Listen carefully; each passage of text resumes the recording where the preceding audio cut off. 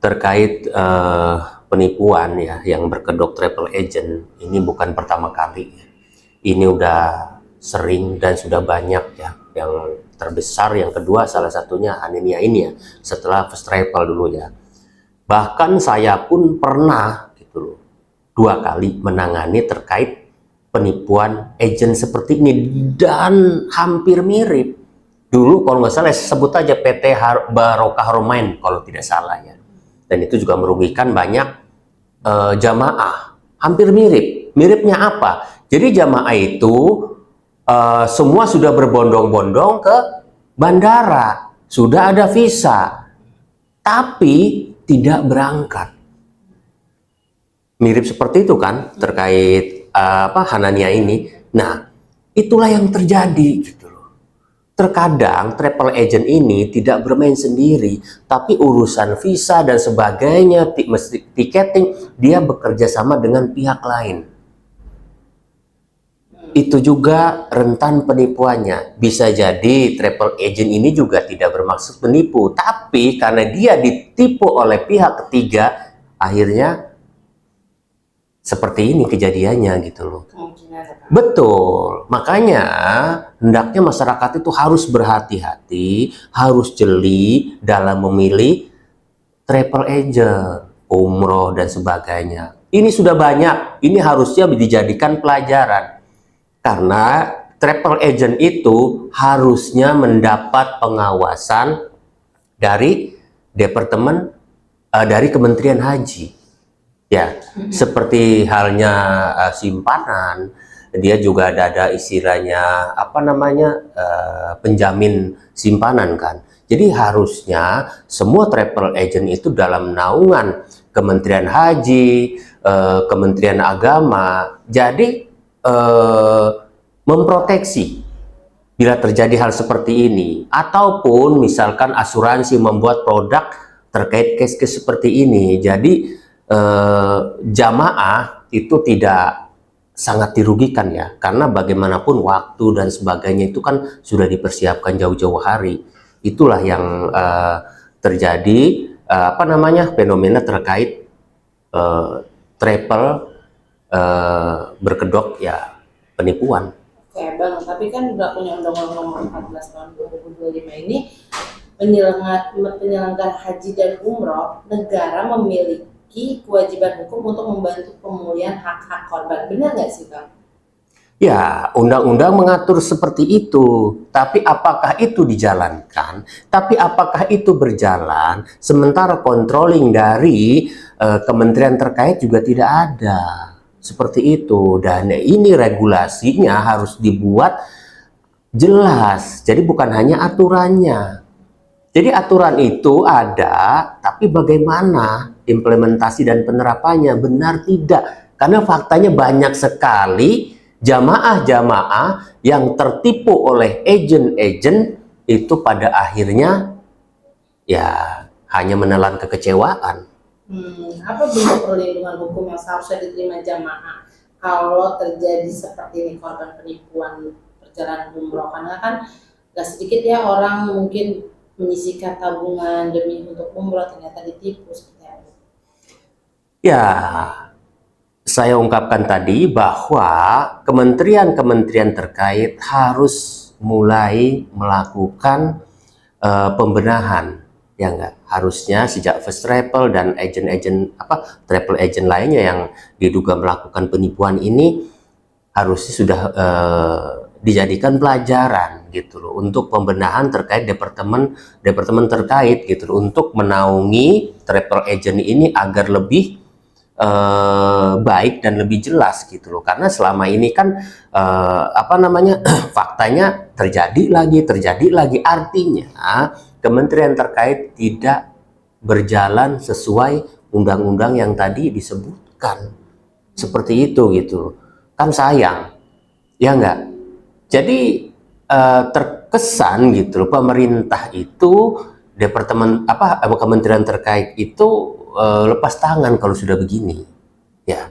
Kalau diatur dengan jelas gitu loh terkait perizinannya juga harus selektif, terus tanggung jawabnya segala macam, terus ada misalnya dana, yang dilakukan semacam penahanan dana jamaah misalnya yang yang mau berangkat umroh ditahan sebagian, ya enggak, buat antisipasi kalau kejadian seperti itu boleh saja gitu oleh kementerian terkait.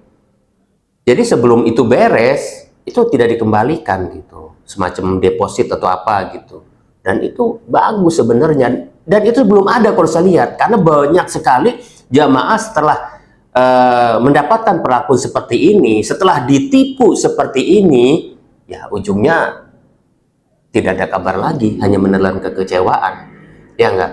Nah, terkait tindakan apa, ya kemarin kan sudah jelas bahwa pemilik travel Hananian ini kan sudah dilaporkan dan sudah menjadi tersangka.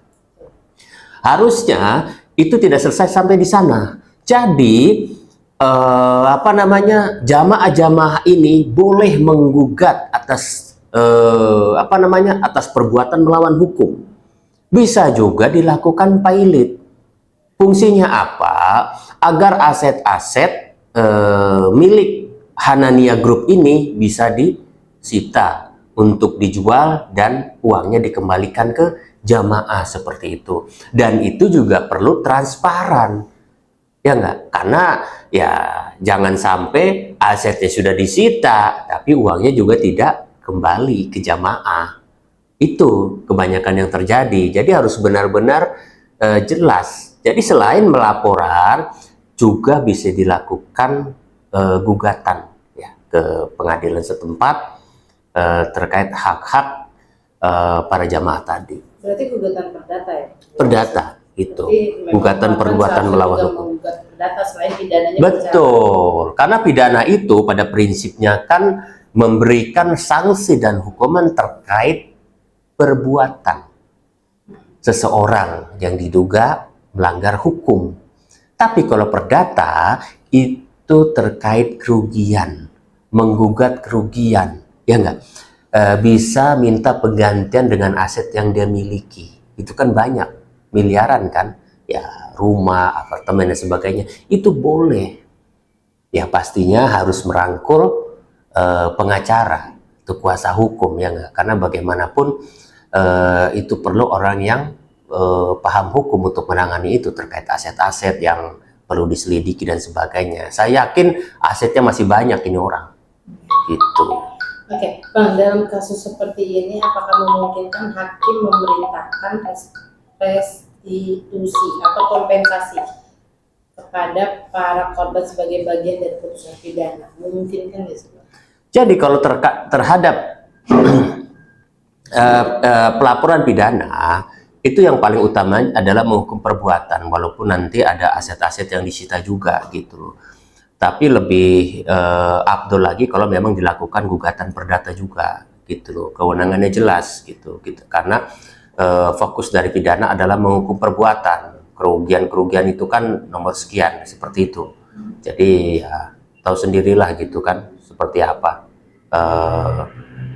penanganan hukum ya apapun gitu.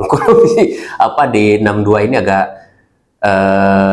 gampang gitu loh hati kita gitu ya, nggak ragu. Tapi insya Allah kalau perdata sih sejauh ini lebih tertib ya. Gugatan perdata itu lebih tertib ketimbang pelaporan yang kita laporkan di polisian, bahkan banyak yang tidak ditangani gitu. Laporan saya juga banyak yang tidak ditangani kan, tidak diterus, nggak kenapa lah, ya nggak, dan tidak ada kejelasan juga. Justru padahal orang itu melaporkan tindak pidana ke kepolisian dengan berharapan jalur cepat, katanya proses pidana itu jauh lebih cepat. Belum tentu juga, justru kadang lebih lama dibanding perdata. Perdata memang agak lama, ada persidangan, tapi prosesnya jelas dan langsung disidangkan. Setelah perdata itu jelas gitu loh, fokus dan putusannya itu malah lebih bagus lagi kalau dilakukan pelaporan pidana setelah itu gitu. Seperti itu. Mungkin pelajaran hukum yang dapat diambil dari kasus Hanania Travel ini untuk memperkuat pengawasan penyelenggara ibadah umroh dan haji seperti apa sih Bang di masa mendatang nantinya gitu, harusnya bagaimana? Ya, yang pasti harus lebih memperketat terkait perizinan orang yang meminta perizinan terkait travel agent yang mengurusi haji dan umroh seperti ini. Terutama harus dilihat kepemilikan asetnya, harus dilihat kekayaannya, karena bagaimanapun itu perlu, ya enggak? Untuk membackup dan menghindari hal-hal yang tidak diharapkan seperti saat ini. Bisa saja dia ada jaminan aset, ya enggak? Saat berapa miliar gitu kan. Nah, jelas itu harus ada juga regulasi dan pelaksanaannya. Siapa yang melakukan itu dan harus ditempatkan di mana terkait jaminan itu. Jadi wajib adanya jaminan untuk memberi rasa aman terhadap masyarakat. Kalau ini coba ribuan jamaah, kerugian miliaran, loss begitu aja kan.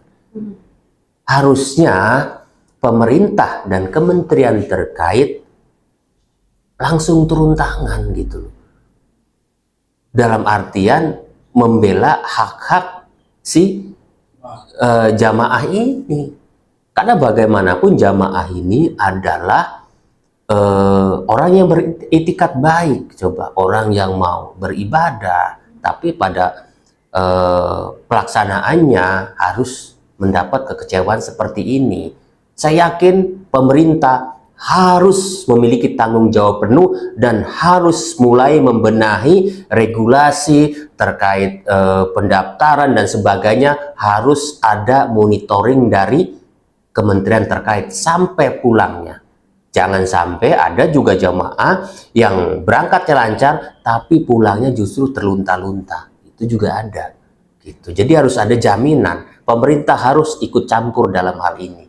Gitu loh. Jangan sampai membiarkan berlarut-larut sehingga banyak lagi dan bertambah lagi korban-korbannya. Berarti regulasi saat ini belum memadai ya? Jelas. Untuk jamaah. Betul. Belum. Karena undang-undang tadi yang disebutkan tadi, kalau menurut saya belum berjalan sebagaimana mestinya. Seharusnya kalau berjalan, ini tidak mungkin terjadi gitu. Apalagi ribuan. Ya enggak? Artinya sama aja memang dari awal, sejak awal ada niat, ada mensrea, ada dugaan memang sengaja mau menipu. Seperti itu. Ini diciptakan dengan euforia, dengan apa namanya? Dengan iming-iming, dengan embel-embel endorse dari artis dan sebagainya.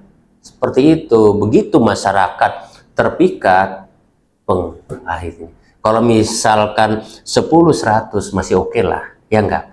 Yang belum bisa terbang kali ini kan ribuan, artinya hampir 80 atau 90% jamaah itu tidak berangkat.